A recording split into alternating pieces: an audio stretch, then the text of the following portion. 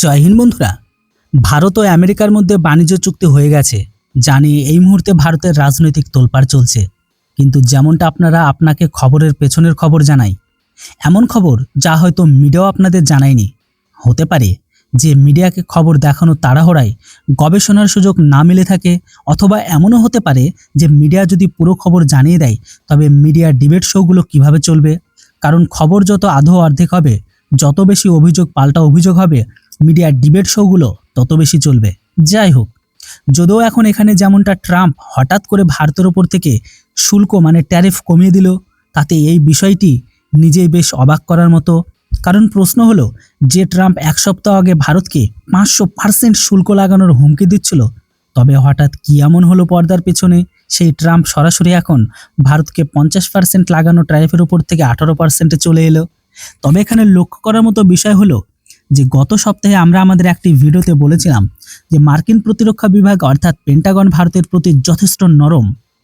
Trump যতই statement দিচ্ছিলেন, white house থেকে যথেষ্ট আক্রমণাত্মক স্টেটমেন্ট আসছিল, কিন্তু পেন্টাগন ভারতের প্রতি নরম হওয়া এটাই দেখাচ্ছিল যে হোয়াইট হাউসের স্টেটমেন্ট কেবল চাপ সৃষ্টির কৌশলের অংশ, যা কোনো না কোনো দিন শেষ হবে।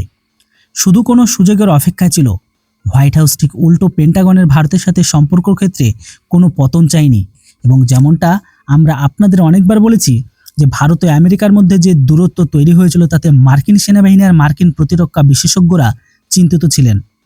কিন্তু এখন আপনারা জেনে আরও বেশি আশ্চর্য হবেন যে ভারত ও আমেরিকার মধ্যে যে বাণিজ্য চুক্তি হয়েছে, সেই চুক্তিটি করানোর পেছনে মার্কিন সেনাবাহিনীর ইন্দো প্যাসিফিক কমান্ডার অনেক বড় ভূমিকা রয়েছে। এখন আপনারা বলবেন কিভাবে? এখন আপনাদের মনে হতে পারে যে বাণিজ্যিক চুক্তিতে তো সেনাবাহিনীর ভূমিকা কিভাবে থাকতে পারে। তো চলুন এবার এই বিষয়টা একটু সহজ করে আপনাদের এক্সপ্লেন করি। দেখুন, মার্কিন ইন্দো প্যাসিফিক কমান্ড, যারা সরাসরি মার্কিন সেনাবাহিনীকে নয় বরং মার্কিন প্রতিরক্ষা সচিব আর রাষ্ট্রপতি রিপোর্ট করে, এবং এই ইন্দো প্যাসিফিক কমান্ডের রাষ্ট্রপতিকে ট্রাম্পকে ভারতের বিরুদ্ধে কঠোরতা বাড়াতে আর সম্পর্ক নষ্ট করা থেকে বিরত থাকার পক্ষে ক্রমাগত তথ্য দিয়েছে। মার্কিন ইন্দো প্যাসিফিক কমান্ড পেন্টাগন চ্যানেলের মাধ্যমে অভ্যন্তরীণ ব্রিফিংয়ে আর জাতীয় নিরাপত্তা প্রক্রিয়ার সময় অনেকবার বলেছিল যে ভারত সরাসরি চায়না ব্যালেন্সিং পিলারের চীনকে ভারসাম্য করা স্তম্ভের মতো, আর ইন্দো প্যাসিফিক মার্কিন স্বার্থের জন্য ভারতের প্রয়োজনীয়তা জাপান, দক্ষিণ কোরিয়ার চেয়েও অনেক বেশি। তাই হোয়াইট হাউস আক্রমণাত্মক হলেও মার্কিন পেন্টাগন ভারতের প্রতি যথেষ্ট নরম ছিল। কিন্তু এখানে আমেরিকাকে নতি স্বীকার করানোর পেছনে ইউরোপীয় ইউনিয়নের ফ্যাক্টরও কাজ করছে।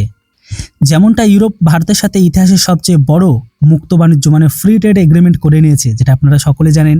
কিন্তু ভারত ও ইউরোপের মুক্ত বাণিজ্য চুক্তির পর হঠাৎ করে ইউরোপীয় কাউন্সিলে ইউরোপের কিছু সদস্য দেশ এই ইস্যু তোলে যে এখন ইউরোপ ও ভারতের প্রতিরক্ষা সহযোগী হওয়া উচিত। আর ইউরোপের ভেতরে যেমন এই ইস্যু ওঠে, আমেরিকার উপর আরও বেশি চাপ বেড়ে যায়। অর্থাৎ ভারত ও ইউরোপের মুক্ত বাণিজ্য চুক্তি কেবল একটি ব্যবসায়িক চুক্তি ছিল না, বরং আমেরিকার জন্য সরাসরি ওয়ার্নিং ঘন্টা ছিল। ইয়েস, আমেরিকা চিন্তিত হতে শুরু করে যে ইউরোপ ও এশিয়ার কানেক্টিভিটিতে আমেরিকার বাইপাস হয়ে যেতে পারে। অর্থাৎ এখন এখানে দেখা গেল ভারত ধৈর্য ধরেছে, পরিস্থিতিকে নিজের অনুকূলে এনেছে, যার ফলস্বরূপ খোদ আমেরিকায় নতি স্বীকার করতে হয়েছে। যে ট্রাম্প নিজের জেদে শুল্ক লাগিয়েছিলেন, সেই ট্রাম্পকে নিজের শুল্ক নিজেকেই সরাতে হলো। যাই হোক, পুরো বিষয়টা আপনাদের কাছে ক্লিয়ার যে আমেরিকা কেন ভারতের উপর লাগানো ট্যারিফ কমিয়ে দিল। ভিডিও ভালো লাগলে অবশ্যই ভিডিওটিকে লাইক করুন, চ্যানেলটিতে প্রথমবারের জন্য হলে সাবস্ক্রাইব। Thanks for watching. জয় হিন্দ, বন্দে মাতরম।